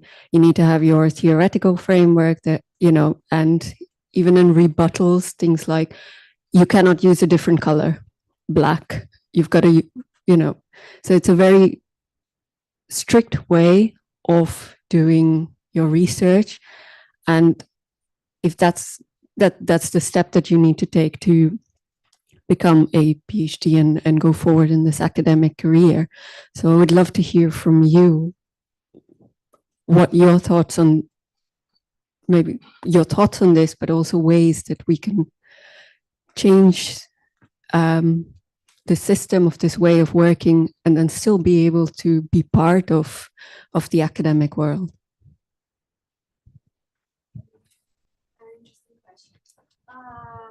We have still 3 questions, so maybe I'll go for answer and then we have a second round. Yes. So let me go in the same order. I think you have your personal questions, and then the first one I think is for all of you, if you want to say something. Esther? Yeah. Wonderful. Thank you for the various questions. And I will start with the first one, that how do we invest in long-term system change at a time where we rely a lot on external support that is not actually promising and hasn't promised? I don't think that since I'm now, I think, 32 years in this civil society work. And I don't think there has been any time that we have been promised any long-term investment. But I do know there are times that where this short-term investment has paid off for long-term change. And this is when whose life do you want to change? Where is the impact that you want to make? And how do you start the thinking process, whether it's defining your the vision, the mission, the work you want to do, the program, the activities, with the leadership of the people that you actually have a hope to impact, or whose interests the project will have a lasting long impact. And once you do that, it doesn't matter whether the project goes, they remain there. And that for me is the beauty of making sure we unpack whose voice, whose knowledge counts, because we are not, there is nowhere there is vacuum of work. Things have been happening. It's just we come to add value. How do we build on that? And as long as we have used a build on what people are already doing, it will last beyond our project work. I like when Barbara was introduced me, she introduced me as somebody who worked for a grassroots women's movement. It's not always we had, we are over, I think, 7,000 grassroots women groups, but we have not always had enough money. But because it is not the professionals in that organization, actually, I always fought with any donor that told me to hire a staff to go and work in a community. And I always refused when I was the executive director. because I didn't believe that any professional should go to that community and live there and work from there. I believe that the community had the capacity and the ability to engage with their issues. They had the ability and the opportunity and capacity to engage with the local authorities, with their traditional leaders. As professional leaders, we were supposed to come and facilitate them in what they do not have. And what has happened is that none of the movement that I started in 1995 has collapsed. They have continued without us because then they remain, their project comes, add value, they go. And this is where we need to start thinking about how are we designing our project? How are we designing these conversations? This, how we are generating knowledge. I liked how you said, who is actually benefiting and who is at the center. But also, I want to answer to the question of the traditional processes. Have they been practices, decision-making, have they actually protected women's land rights more than the statutory laws? I don't think so. I don't think so, because I think we need to understand the different kinds of land adjudication processes that are actually governing our land systems. They may be customary, and customary has its own inadequacies. The social norms, the patriarchal system has benefit customary laws, but are there customary practices, customary laws have actually benefited the women? Yes, a lot of them. And for me, where we have failed is thinking that improving our statutory laws will solve all our land governance. And that's why, for example, in the campaign we are working on, we've said, let's implement the laws and policies, but let's be careful to know that laws, policies alone will not help. We must be able to unpack the social norms, the beliefs, the practices that exist in our communities, be able to unpack what has benefited women, build on that, and also eliminate what has been negative implication. But more important, realizing the nexus between all these governance practices or laws, because in a community land, there is also public land. And if you think that there is one customary land that don't have public land, I think you will address very difficulty. You'll get into very many difficulties. So understanding the nexus in the very different land governance, I think will help us to unpack what works for women, what doesn't work. In Africa, I agree. Focusing on customary practices, customary is important, because over 60% of our land in our continent is actually governed through customary practices. And when we ignore it, then we are ignoring the lives of many, many people, particularly women, and many generations to come. Thank you very much, Esther. So I'll pass to Raymond. Thank you. Just to comment on Esther's point there, from our own context, if you look at our history since contact, many of our people have died at the hands of the state, died at the hands of the government, the army, the police. There's a whole issue that emerged over the last 5 years where there was forced Christianization of our people. Their children were taken from their homes and forced to learn English, forced to follow a different faith than our own traditional ones. And over the last few years, it's been finally recognized that many of those children that were taken were abused and or murdered by the state and by the police. There's been an ongoing issue around murdered and missing Indigenous women and girls in Canada and in the United States. And so when I hear government talking about protecting our women, I wonder which government that is, because I don't see it. I've never seen it. There were two other questions that I wanted to comment on. There was a question about intergenerational perspectives. You know, this is something that I found interesting and something that we as First Nations have looked at for many years. We have sent delegates to the United Nations and various international forums for decades, you know, and, you know, when I learned about there was a famous book on sustainability, Our Common Future. And you read that, I thought it sounded very familiar. And from the Indigenous delegates that participated in those international sessions, well, we kept telling them, this is something you need to think about. This is something you need to do. We need to think differently, or you need to think differently on development.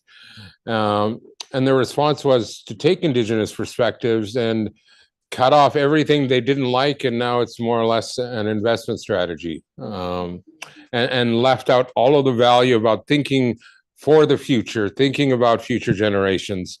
You know, now that we're looking at this again, it's really that question about how do you put the future people first. And, you know, when we look at it, we always speak about it in family contexts.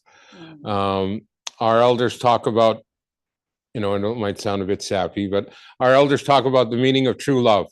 And the true to love is not between, you know, a man and a woman. A true love is a great-grandparent holding their great-grandchild, you know, because at that point, you've lived your entire life and you know there's nothing more precious than that child you hold. That's why we think the way we do. That's why we do what we do, because we have that love for the future, with the love for our children, grandchildren, and on, you know. And so thinking about it, how do we do better? You know, and I think it will be a challenge, because you have many people who are only focused on the bottom line and focused on tomorrow. And I think Canada has a real challenge in this space, because Canada's entire economy is built upon extractivist industries. So Canada can't foresee a world post-oil.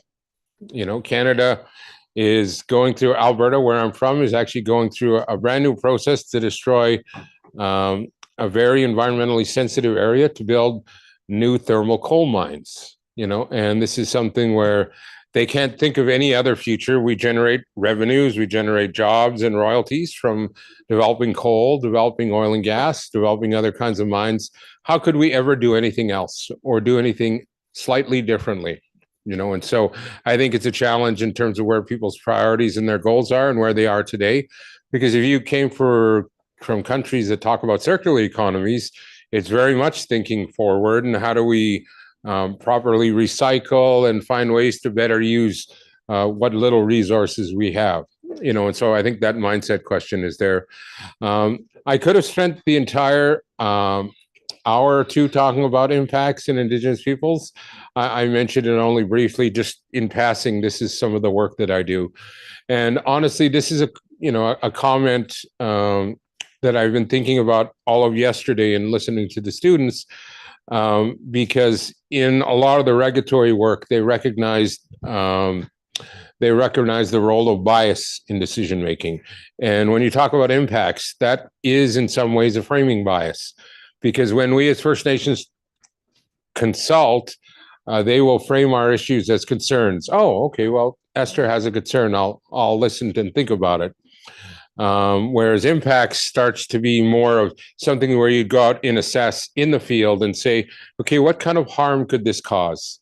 I know in Europe here, you use do no significant harm as one of your standards. So how do you go out and assess and see what sort of potential significant harms there are?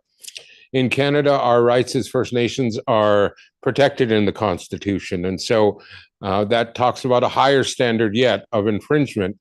And Canada is allowed to infringe our rights in limited cases, but they have to justify it and they have to assess and try to minimize, reduce, and eliminate those potential infringements. But I think really the highest standard is the human rights standard, and thinking about this in terms of violations, because there is no justification you can make to take away Esther's human rights. There's no legitimate standard you can make. And it all depends on how you frame the issue. If you frame it a concern, well, I can ignore Esther. I don't need to listen to her. She's just angry and complaining all the time. Versus, no, well, this is Esther's human rights and we need to respect it. And how do we make sure that we're following that? So there's different ways of framing it, and impact is kind of in the middle of that spectrum. Thank you. So how, as a scholarly community, do we interact with the current society? Well, I'm personally profoundly convinced that it's not by abiding with the system that we're going to manage. In fact, the budget cuts that are currently planned worldwide are happening, and we're not going to be able to avoid it by being obedient to the way in which the system works. On the contrary, we have to reprove our utility to society. We have to mobilize. We have to convince people about our usefulness, and that means that we are obliged to engage in rebelhood. And I'm really profoundly convinced we have to become rebels. For those who want to make a career in science, well, we're obliged to become rebels. Now, rebelhood is not just something simple that we declare, because there's definitely nuances to you as a PhD scholar. I would advise you try to trick the system, but be pragmatic. Because at your stage of your career, you're not obliged to stand on stage and say, fuck the system. You want to make a career, and you have to trick the system as much as possible, but at the same time, try to remain being yourself, but at the same time being pragmatic. That is the kind of the advice that I give to PhD students. But the problem is, the more we move on in the system, the more we become the system, the more we risk to be eaten by the system. The way in which we are pushed into this narrative of publish or perish also makes us going for that carrot. And there's always going to be another carrot on the stick. So for those who have fixed employment, for those who have that privilege that I have, then this pragmatism is no longer allowed.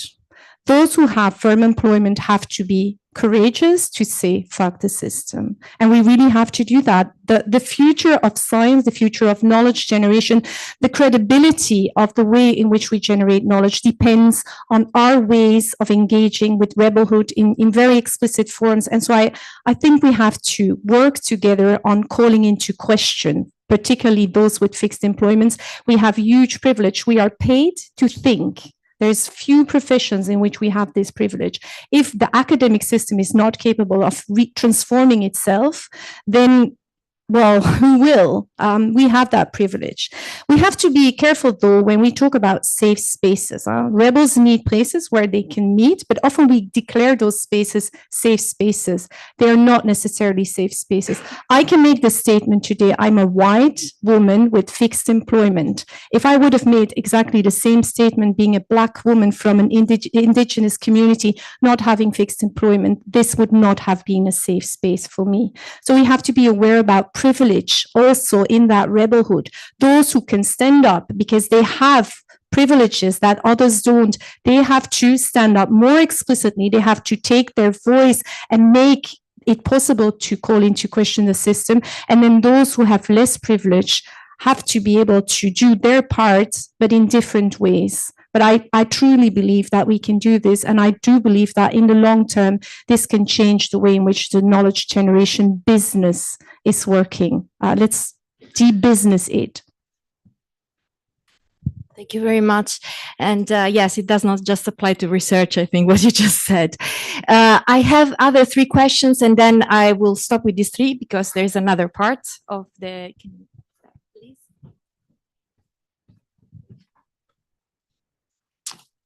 Thank you. Elizabeth Daly. I'm here with the Supporting Pastoralism and Agriculture in Recurrent and Protracted Crises, Project Spark. It's a knowledge program as well. And I've also worked for many, many years on gender and land. So thank you to the speakers. I think all your opening presentations have really got the conference going off to a really good start. And I particularly relate about the issue of who's in the room, having had that experience with some of our panelists for our session on Friday, not getting visas as well. I have a question particularly for Raymond. I'm actually from Australia, so I relate a lot to a lot of what you said. You know, issues like stolen generations and welcome to country, they're like really big issues in Australia as well. But listening to when you were talking about the different spaces, the invited spaces, created spaces, Sorry. I would like to, sorry, I'm still croaking from the plane. I wondered if you could speak a little bit more about the process that you've had to go through in Canada to actually be able to elevate the Indigenous voices and to create those spaces. Thinking to women's land rights, 25, 30 years ago, when Esther and I were kind of getting started on those subjects, one of the big issues we had was even getting women's land rights on the agenda. This kind of platform or conference back at that time might not even have had a session on anything to do with women or gender. And it's the same for Indigenous land rights. So I'd just be interested to know a little bit more that could help us on a practical basis of the process that you had to go through to firstly get the subject on the agenda and then create the political capital to to have committees like your own to be actually then engaging in discussing land governance in the way you've described. Thank you.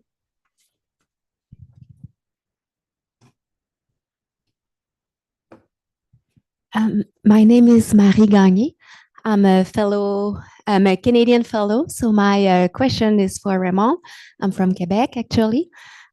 So I'm wondering, as a non-Indigenous people who support your rights to self-governance, like how can I be a good ally? How can I support your struggles? Yeah. Matthijs van Leeuwen, Radboud University, Nijmegen. I have a question for Anne.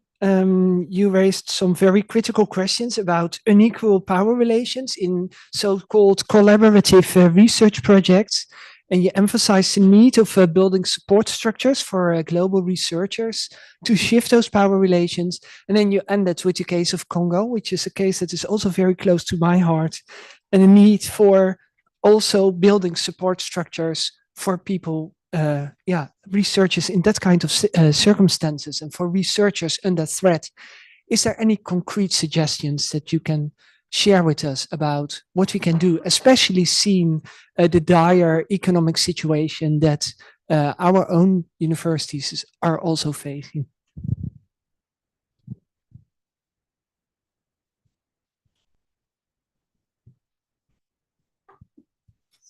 Thank you. The questions are all very interesting.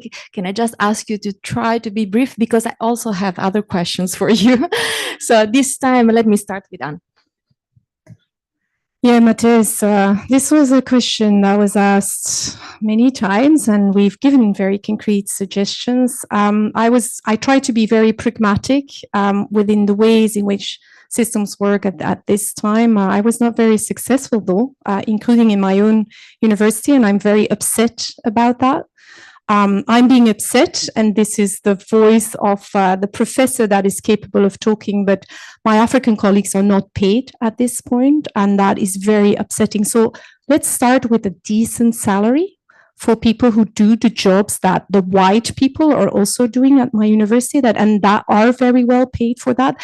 This idea of these sandwich scholarships, I don't know if you have that in the Netherlands, but the idea that it's okay to pay Black people, because we have to talk in those terms, to pay Black people half of what they should earn to do the same job as any white scholar would do, is hugely problematic. The fact that we accept this as a normal practice in the academic world is based on neo-colonial and racist assumptions that it's okay to pay Black people less than white people. And then when a war breaks out and people are stuck in the midst of that war, deprived of a basic salary, well, that's the time that we should be showing our solidarity, because that is what solidarity really means. It doesn't mean that at that time you ask people to write progress reports or to justify the things that they're doing or not doing at the right deadlines in our scientific world. That is the time that we should profoundly reflect on how we interact with those situations and the ways of showing solidarity. And I agree, our universities are also facing challenges, but there's a lot of money that turns around in these big universities, and there's a lot of legitimacy of our university that is based upon scholarship by Black scholars, this is the time to show courage and to redirect part of the resources towards those scholars who deserve a basic salary. And to just give you an example, in Belgium, we've had a huge controversy around the pensions of academic staff.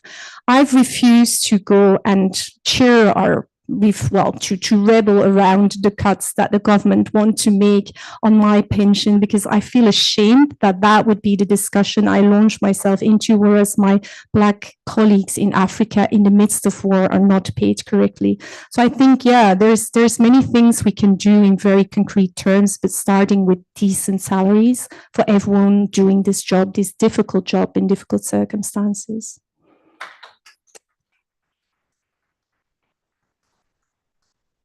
Yeah. So what has taken us and what have we done to get the securing women's land rights as part of the development discussions, the development agenda? I think we have really done very, very well. And I'll tell you, this year, the world has been looking and reflecting what we've done since the 30 years of the very famous conference that happened in 1995 in Beijing, China. And just to say, I was one of the very privileged young people to be in Beijing, China. And I do remember really fighting to get the women's land rights in that document, housing rights. And I was there. I was young. I didn't even know. I was just using my passion and energy. And I came from a very, very poor, stricken community. I was a child laborer as I was growing up. So I knew what it meant to live in poverty. I also knew what it had impacted my country, my community, when the colonial government of the United Kingdom took over land from Kenya. And we were all put in the peripheries, and we became the laborers for the big plantations for the white settlers. So I know, I lived it. So for me in Beijing, less than 25 years writing the document, I was writing with my own lived experience.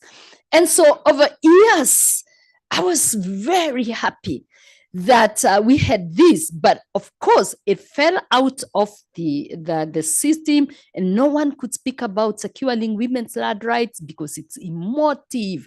You are dividing the community, local community. And we had all these bashes. And then the generation equality of the UN women came, and it helped us to bring back the agenda. And we really worked very hard. I tell you, I was so happy in the process towards the Commission on Status of Women this year in March. We had about 5 high-level events led by governments and other stakeholders with donors on securing women's land rights and how fundamental it is for gender equality and sustainable development. But guess what? In the outcome document, nothing on women's land rights, nothing on land governance, nothing. Why? Because we all said we are fighting against a very big, corrupt system, global system. Capitalism is reigning, and securing people's land rights is anti-capitalism, for real. So I think what has maintained us, I didn't cry. I think I've come over age. I was telling Barbara, I think I've seen worse times. I'm not one of the person who is actually really going under my table crying about the global system. COVID was worse. This is less worse. I think we shall overcome. But what will keep us overcome is sustaining the same fight. Really, let's not get corrupted by the system, as she says. One of the biggest difficult, like in my heart, deep my heart, is how everybody talks about grassroots women and writes it in the document and how it's been corrupted, what it means. And I think we must be able not only to fight how we are talking about who is getting money, who is getting resources, but really how misuse of these words that really matters. Indigenous people's rights. It's talked about. But in reality, really, what does it mean? I think those are the battlefronts that we must engage with and become real and fight. Now I work for an international organization. I understand. I am happy to spend all my time working and spending all my life with communities. I don't have time to write things.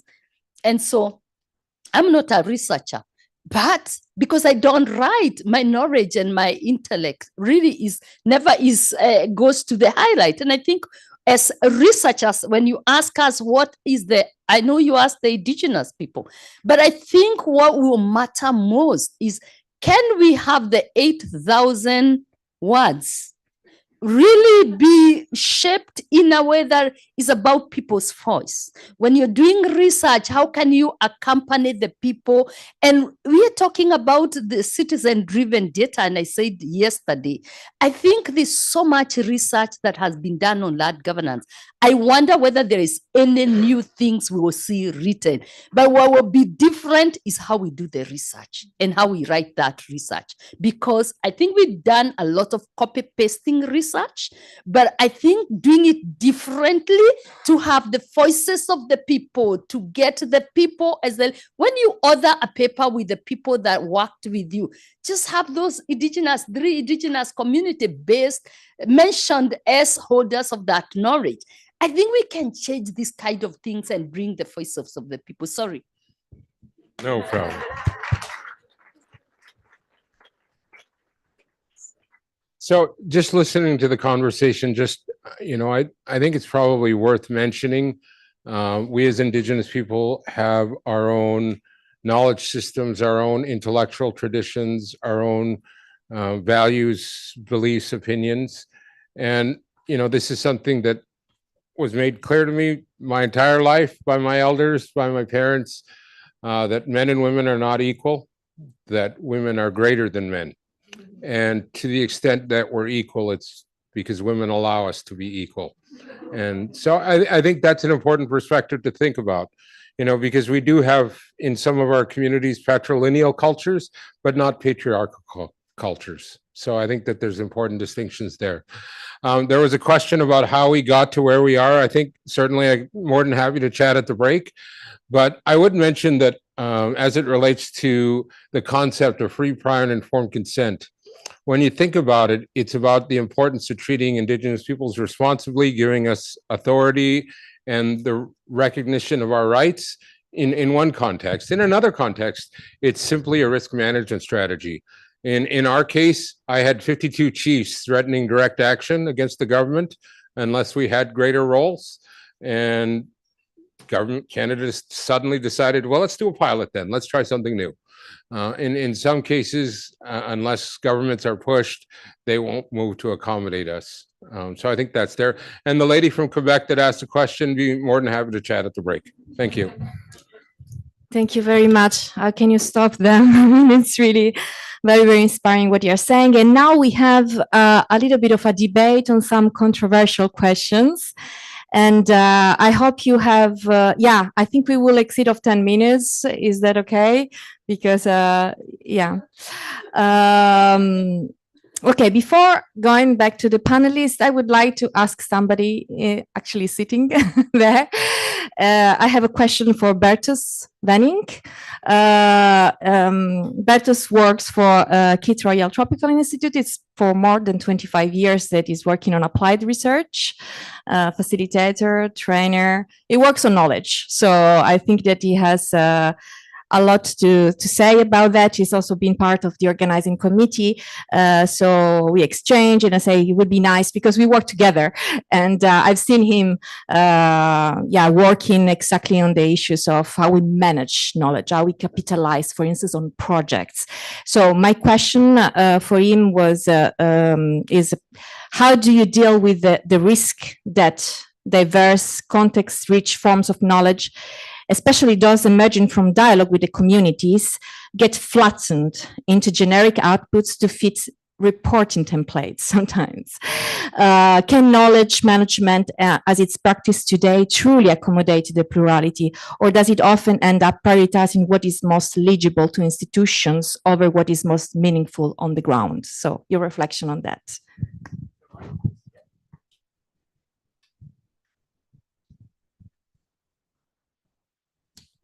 Yeah, thank you very much, Barbara, for the introduction. So just to give a bit of a context, yeah, actually I'm working on behalf of the Kit Royal Institute in the LANDac Skill program as one of the knowledge management partners. So we dealing with these issues in practice. And I'm very much inspired by your by the three keynote speakers, and I made a bit of linkages with my work. And to respond to your question, yes, it's very, very challenging to, let's say, to make the people hear or to capture the voices of the, let's say, the beneficiaries of the projects for which we work. I don't like the word beneficiaries, but okay, of the target people, but that's our language. And what you see in practice is effectively that, I mean, we work, and that's a bit like the academic world, we work in the project management world, where you have the project cycle, you have these formats, you have the frames, and it frames everybody. As soon as you start talking about knowledge management within the project cycle, you have these formats, it has to be written, etc. So it frames the things. And a lot of knowledge get lost. So that's a big challenge to capture really the knowledge of the people and the communities for whom we work. And I've made a link with each of the three speakers. And I think that, first of all, especially from the NGO world, there's a lot of experience with, let's say, capturing voices, making voices heard with other methods, approaches than just written and not in English. So there's a lot of tools for that. But, and that's where I make the linkage with Raymond's keynote speak, is that you need space for that. You need a kind of space where you can co-create, and that's not always the case. I mean, because there are these implicit power relations within the development project context, where there are the people who have the money and the people who are very poor. And in those ways creates a kind of asymmetric relation also in terms of sharing, of capturing knowledge. So I think this idea of what kind of space do we work in, that has to land in a bit more, and that's something, a concept that can we use in knowledge management. And then, of course, knowledge management also in practice is often about extracting, capturing, documenting, but there's no feedback. There's no feedback loop. And that's why I make the link with Esther's keynote speak, where we say, okay, we have to go beyond talking. It also has to be about implementation. It has to be about agency. So how do we link knowledge management with agency? How do we capture the voices of those who are the poor, the disadvantaged, and how can that contribute to agency? How can it change that situation? And finally, that's maybe also a bit of a question for Anne. I don't know if there's space to respond, but the unheard voices, the people who didn't make it to the table, how can we identify them? How can we get them to the table? That's something I'm struggling with. Thank you. And besides, I would like to talk with Raymond too, because I'm living in Quebec. I'm Dutch, but I'm living in Quebec. So thank you.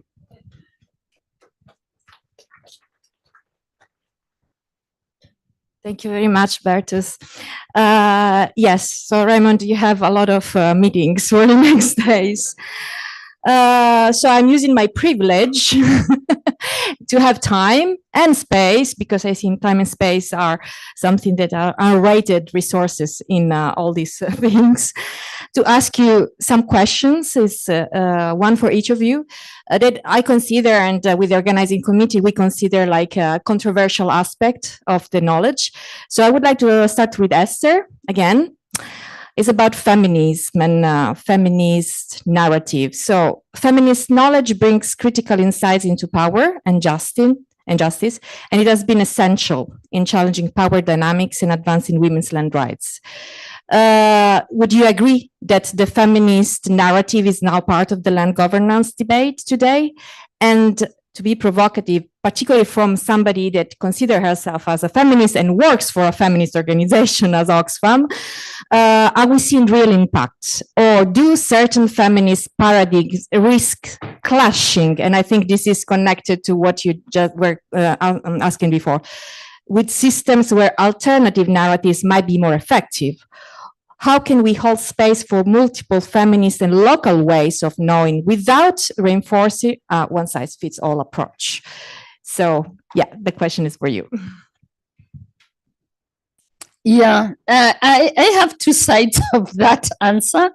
One, yes. Yesterday, when my brother from Mozambique gave his presentation and talked about how the cases in Mozambique in the judiciary, increasingly when they are solved, if it has to do on land issues between a man and women, more often than not, it will favor women. And that will also be in my country. And why is that? It's not because the justice system is entirely understands everything they do. Judges are very brilliant, but also because the feminist work, the women's rights organization has done massive work to really explain, speak, raise the issues and the ideas that women's rights matter, regardless of what issues is about, whether it's land. And so the judiciary system are very, very sensitive. And so being sensitive also helps them to think twice as they make judgment. And so we see a lot of these benefiting us because of the work feminist organizations have done. Now, in my last 10 or so years, and especially thinking about this campaign called the Stand for Her Land campaign, and wondering, the organizations that are actually leading the Stand for Her Land campaign are big organizations. It's the International Land Coalition, and they are here. It is the World Bank, and they may be here. It is the UN Habitat, they are here. The Global Land Tool Network. It is the LADESA. They're very good. I mean, it's a Huairu Commission. It is the Resource and Rights, all the organizations that does big time work on land governance. And they're supporting this campaign as the steering committee. But how come this campaign is not even making any impact in terms of getting the right resources and getting work deep dive? We believe that securing women's land right is still so far behind. Why is this? Because, for example, women human rights organizations have neglected the issues of land governance. Tell me, which women's organization in the world you'll count that front women's land rights as their key agenda? It will be gender-based violence. And it's all very well. It will be genital mutilations. It will be things that really matter, bodily autonomy, and they are all very necessary and they are connected. But I tell you, it will be very difficult to get women human rights organizations that are investing in land governance. Why? Because it is a hard job. It is emotive. You are putting your life on the red line. I'm not saying they don't do that, but I think we fear the capitalism, the government involved. He was saying the states are so much embedded in keeping the territorial issues to do with land governance. It's all about only professionals that understand, and only the government and only Ministry of Land that Ministry of Gender doesn't understand anything about land from our government's perspective. And that to me is where I really think, even as a feminist, that feminist agendas have failed us as people who care about women's land rights. Thank you. Thank you. Raymond, this is for you. Okay. Would you agree that indigenous people's rights to land are now very high in the agenda of the Land Circle? But at the same time, there is also a tendency to romanticize or folklorize indigenous knowledge, like focusing on symbolic aspects rather than engaging with indigenous peoples as epistemic and political actors. If so, how can development discourse move beyond these portrayals to genuinely engage with the political, ecological, and intellectual contributions of indigenous knowledge without the re-stigmatization of it and instrumentalization of it? And what is the role, for instance, of indigenous scholars, indigenous activists, and indigenous practitioners? That's a lot there. You know, I actually would share with you part of my master's thesis was around oral history. And in looking at oral history, I did a lot of research into memory and the science around memory. And one of the things you learn, and was a surprise to me in reading it in academic journals, but human minds are trained to remember stories. And so when you share stories and repeat stories, people remember very easily. If you give somebody a page with a bunch of bullet points, things get lost very easily. And so, you know, I was thinking about that in relation to our own traditions, because many of our teachings and our values are based in stories. And, you know, practically speaking, because we didn't have the written word by and large, that it was the oral stories that we needed to. And so there's a certain way that our elders will talk that people do tend to romanticize a little bit. You know, at the same time, I think it's one of those questions where I would call it fortune cookie wisdom. That's what people want to hear.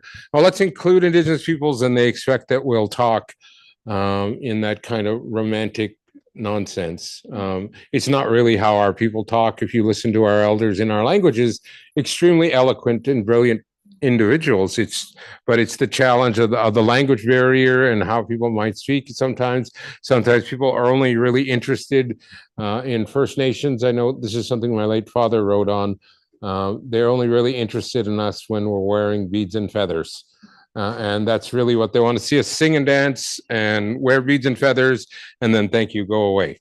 And so I think for us, it's really been trying to recognize that we do have a voice and want to raise it. And how do you include us in the space? But I think it's include us as equals, you know, because I think that that's the bigger part. I mentioned in the story that I gave earlier, where we can have our best and brightest speak on behalf of our people, and then you as a facilitator could say, thank you very much, and then ignore everything they said.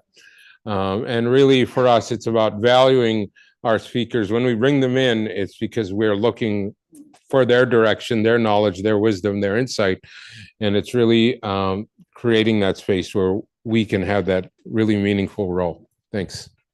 Thank you very much, Raymond. I think it's about also expectations. We all come with our prejudice and stereotypes. It's like helping. So we go back to the art of conversation, that is capacity to listen without biases. Thanks for your testimony. Anne, the last question. I hope you still have energy. Yeah, we all have our knowledge. You have your knowledge. I have my knowledge. We believe in our knowledge. Whether we produce it, we translate across sectors, we apply it. So my question to you is that how we can actually work across these different knowledge systems without losing the complexity or the confusion that is around land issues, respecting peripheral voices, but also without silencing important disagreements. Is dialogue a space for dissent? What do you think about that? That's a great question, and I'm going to couple it with the other question I got.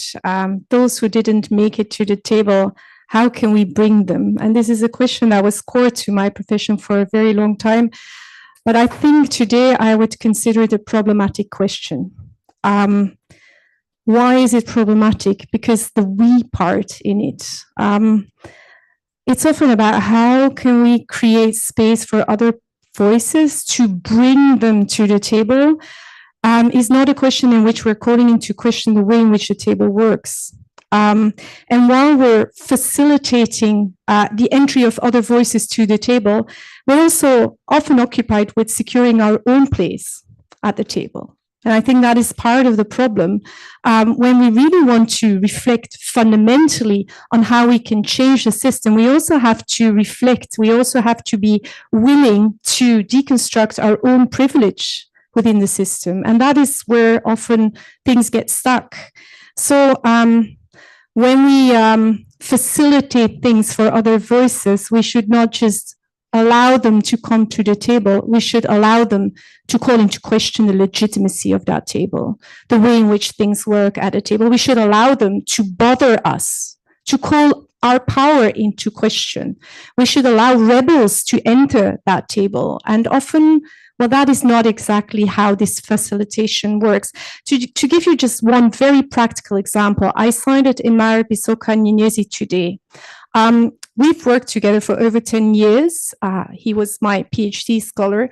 And throughout those 10 years, I've highlighted a lot the importance of learning English.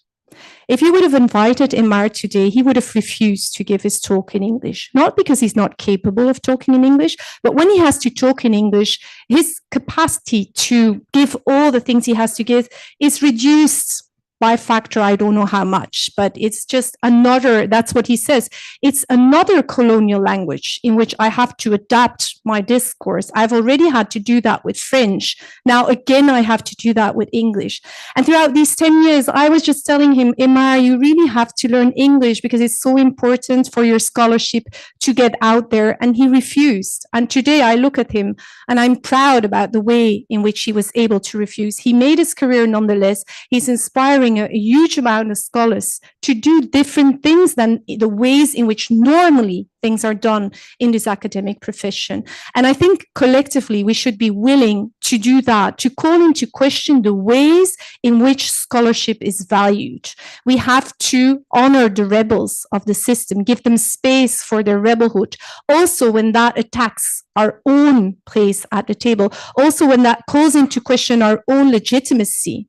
It doesn't mean that we will collectively be pushed away from the table, but we have to be willing to take a step back and let other voices take the forefront and come to that day where we're no longer needed to help other people reach the table.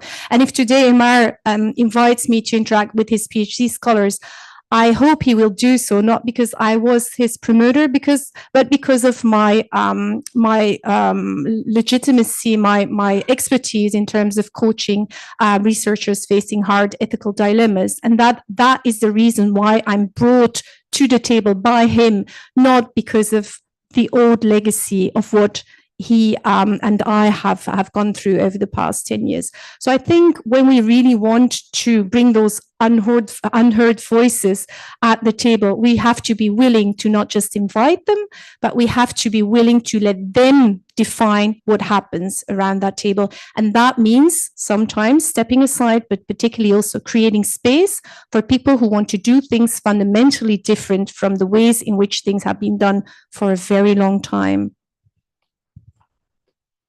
Thank you very much, Anne. And I think you agree with me that it's been great, a great panel. I really would like to thank the three of you. You have been really, really inspiring, and you shared a lot of wisdom and reflection. So yeah, we are at the end of this panel.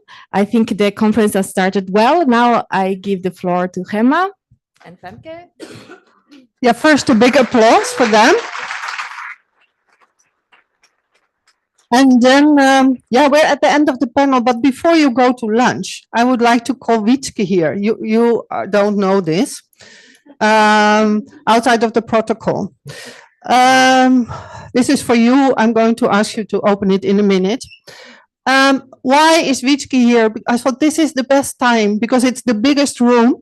with most people here, more than you will be on Friday when we'll do on all the thank yous. And you just deserve the biggest thank you, the biggest applause that we could organize. So that is now, and then I will tell you why. Please, big applause for Wietske.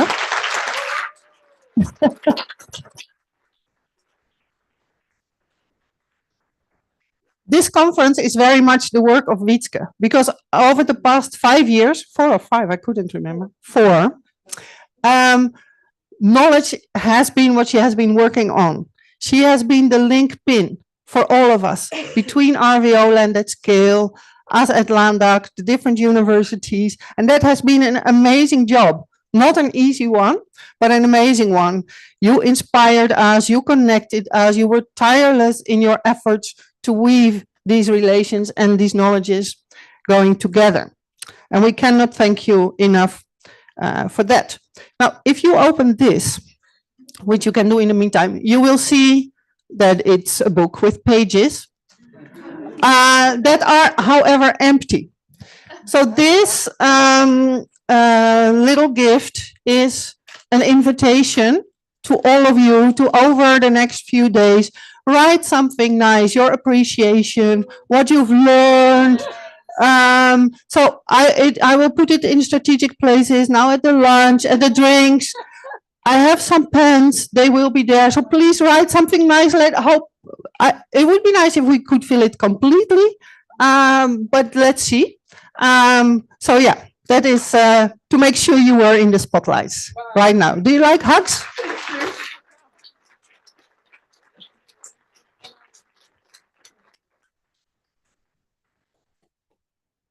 Yes.